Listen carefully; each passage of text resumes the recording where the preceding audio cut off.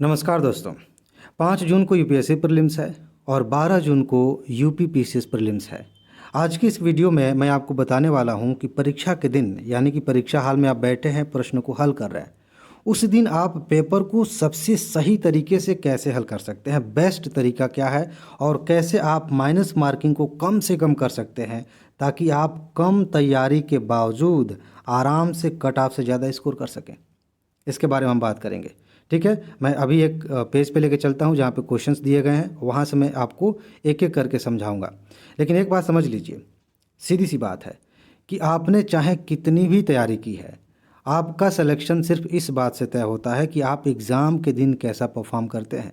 इसीलिए जो तरीके मैं बता रहा हूँ ये इसलिए नहीं महत्वपूर्ण है क्योंकि मैं बता रहा हूँ, इसलिए महत्वपूर्ण है क्योंकि ये तार्किक है, साइंटिफिक है और इससे बेहतर विकल्प मेरी नज़र में अब तक नहीं मिले। अगर मिला होता तो वो मैं आपको बताता। ठीक है, तो आप इस पे भरोसा कर सकते हैं। अभी आपके पास समय है तो इसके अकॉर्डिंग आप प्रैक्टिस करके टेस्ट कर सकते हैं और इसे अप्लाई करके सेलेक्ट हो सकते हैं। ठीक है जी, चलिए चलते हैं। ये मैंने आपके सामने क्वेश्चन एक तरह से खोल लिया है। मान लीजिए कि क्वेश्चन पेपर है। अब हम दो तरह की बातें करेंगे इसमें।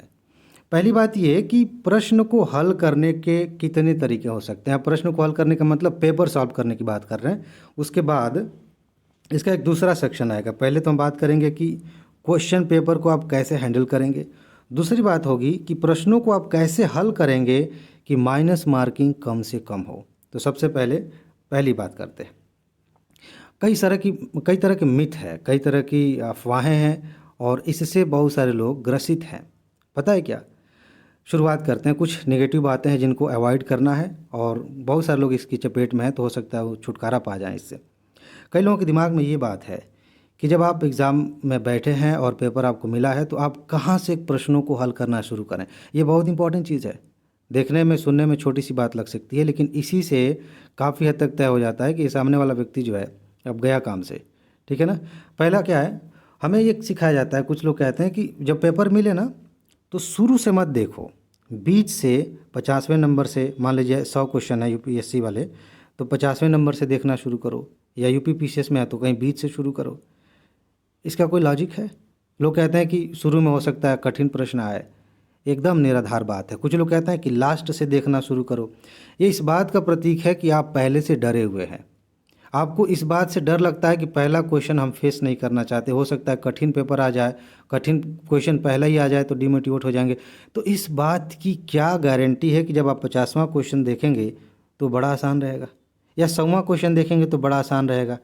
इस बात की कोई गारंटी है? हो सकता है कि पहला क्वेश्चन आसान होता। ठीक है, ये यहाँ से लोग गलत शुरुआत कर देते हैं क्योंकि आप ये सोच के बीच से शुरू करेंगे कि आसान है और वहाँ कठिन आ जाएगा तो तुरंत आप डिमोटिवेट हो जाएंगे और उसका असर पूरे पूरे 2 घंटे तक रहता है। ये शुरुआत बहुत गलत शुरुआत है। तो इस तरह से तो आप कतई शुरू ना करें। ये भी सही तरीके से पेपर हल करने का पहला रूल है, पहला नियम है और पहली इम्पॉर्टेंट बात है जिस पर ध्यान देना है।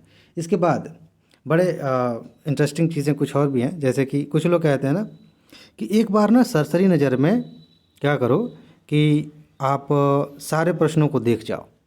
ये बहुत गलत धारणा है। ये कहा जाता है कि 5 मिनट लगेंगे, सारे प्रश्न देख लो तो अंदाज़ा लग जाएगा कि प्रश्न पे जो है क्वेश्चन पेपर कठिन है कि आसान है। ये बड़ा बेकार की बात है। क्यों? मैं बता रहा हूँ, अपना दिमाग लगाएंगे आपको भी समझ में आ जाएगा कि हाँ ऐसा क्यों है।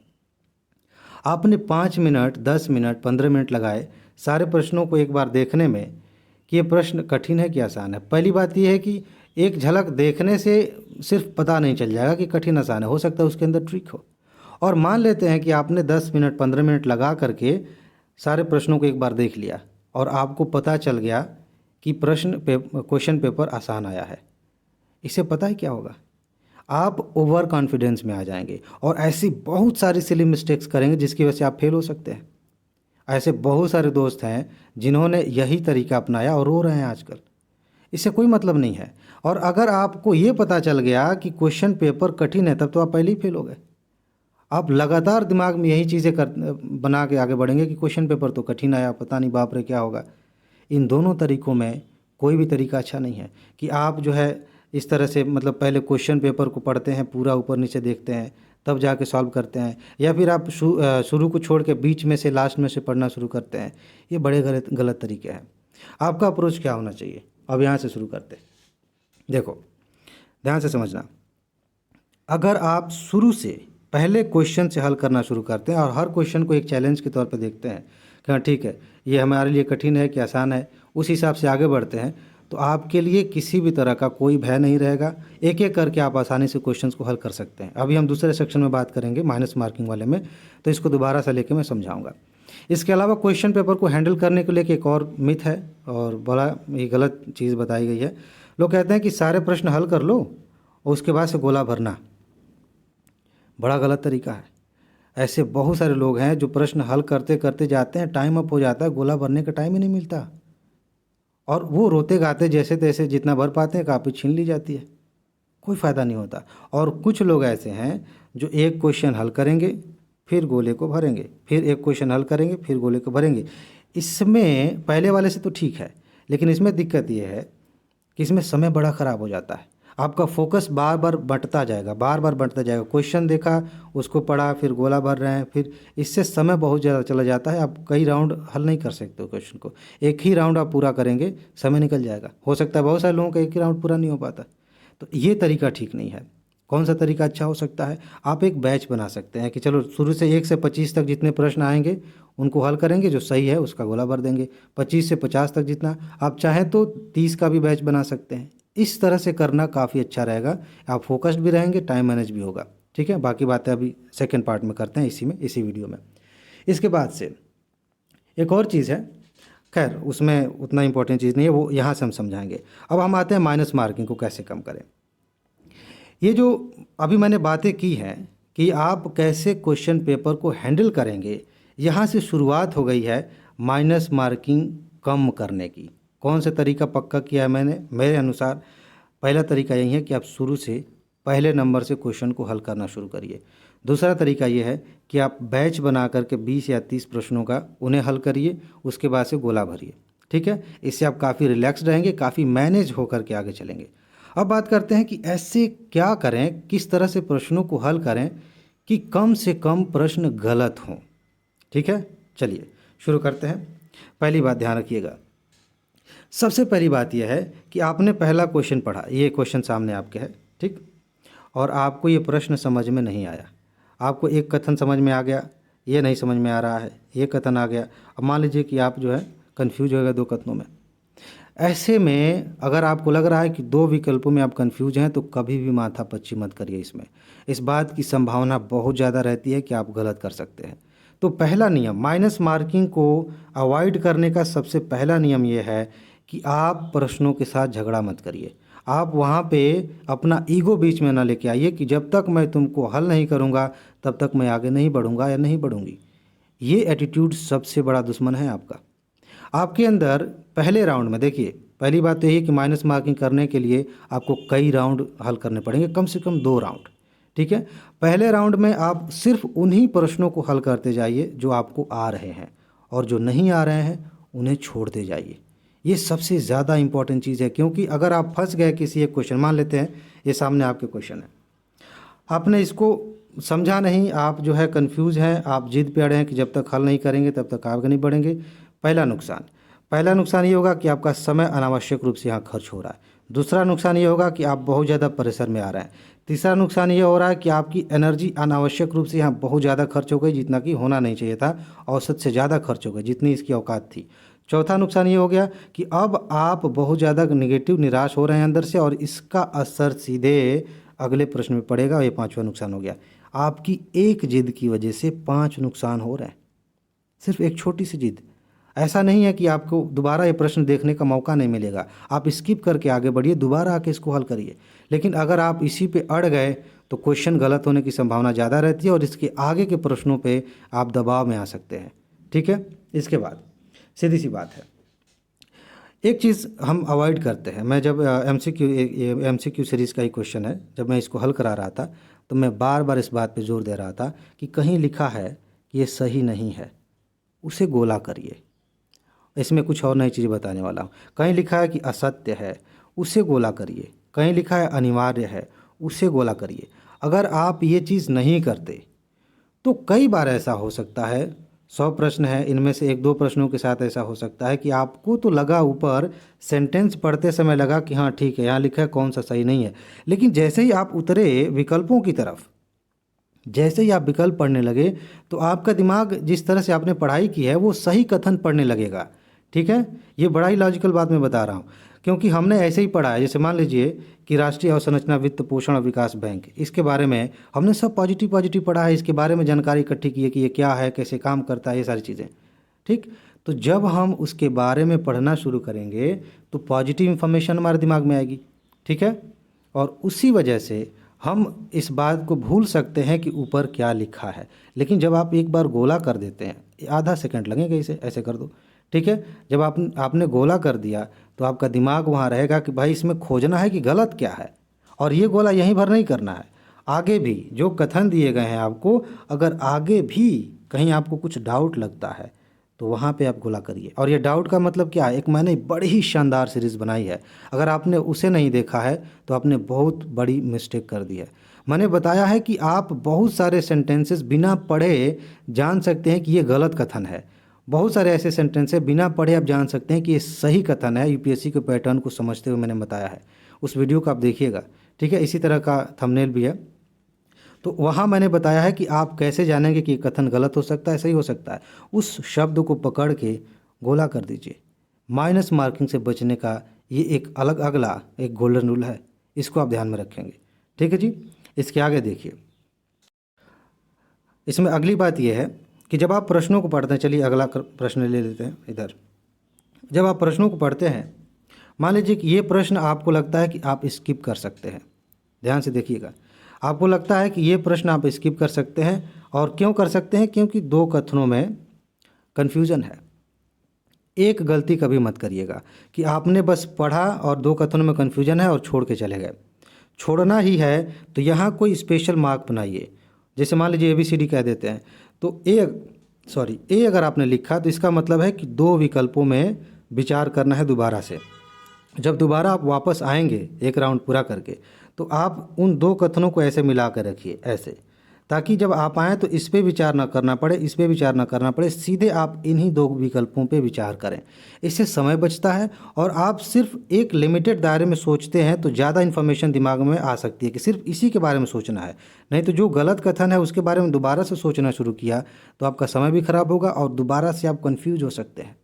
तो अगला तरीका ये है कि जब आप क्वेश्चन को स्किप कर रहे हों उससे पहले कोई निशान छोड़ के जाइए। निशान क्या हो सकता है, क्वेश्चन के आगे आप गोला लगा सकते हैं, ABCD कुछ लिख सकते हैं, और जिन विकल्पों में कन्फ्यूजन है उनको ऐसे मिला के छोड़ सकते हैं, ताकि जब आप दोबारा वापस आएँ तो आप देख सकें कि कहाँ ध्यान देना है। अगर आपने ये चीज़ नहीं देखी तो आप दोबारा से गलती कर सकते हैं, माइनस मार्किंग हो सकती है। और सबसे ज़्यादा इम्पॉर्टेंट, ठीक है, सबसे ज़्यादा इम्पॉर्टेंट माइनस मार्किंग से बचने का वो क्या है कि आप घबराइए नहीं।